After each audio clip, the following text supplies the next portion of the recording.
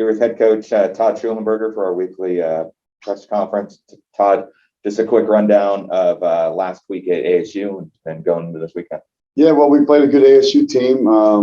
We were up 2-0, and I felt like in complete control there for about the first 25 minutes. And then the game sort of evened itself out. And then there was a period in the second half where we definitely got taken too. I mean, they were after us. And so disappointed with our performance throughout the game on a whole. I'm okay with the actual result because I do think we got away from something there. Who we were keeps us hungry. Again, any tie on the road or win is good. So, we've had a great practice yesterday, and today also was our best practice of the year. So I know this group is hungry with still everything intact we're looking to do here.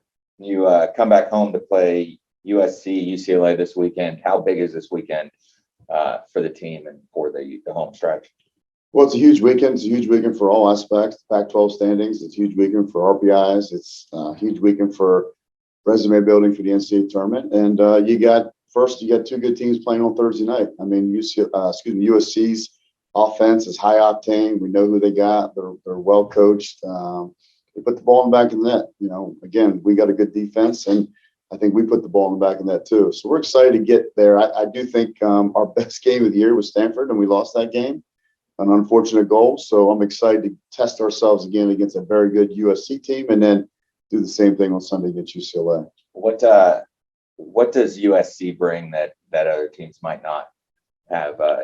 Coming in 11-game winning streak, they're starting to top offense in the conference. What do you need to do to try to slow down a team like that? Well, they attack in waves. They got, I think, probably the best striker in the business right now, and he had 2 or 3 other sidekicks around her, underneath her, beside her, around her, regardless. I mean, and they're deep off the bench too.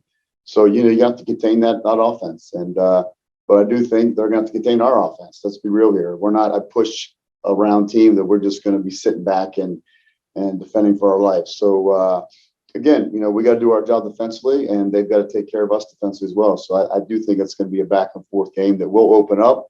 Whether that's good or bad, we'll see. But I do again, I like where we're at as well. And speaking of strikers, Elise Bennett has found her groove in conference play. 4 goals in 6 games. It's been a different looking Elise, which is hard to say considering how good she's been her entire career. But what do you think it is that Elise has found in this home stretch of her career that's taken it to another level? Her game's gotten better, and I'm not just talking about in front of goal because the stats are there.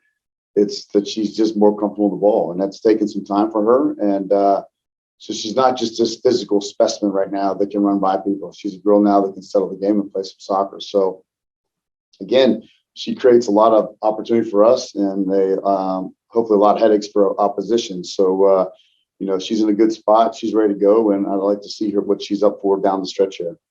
And then along with Elise, you have a handful of other super seniors, and then 4th-year seniors as well. It's final home weekend, the regular season. Can you just talk about what both of those classes have meant to the program, what they brought with them?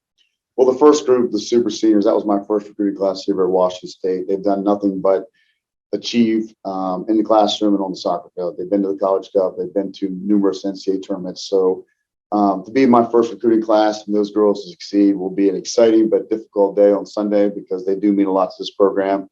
Every one of those young ladies has contributed in so many aspects here on and off the field. And then you got the group below them. Again, who knows what's going to happen after this year? They got another year of eligibility. We'll worry about that later. We're going to celebrate them now and see where this goes for next year.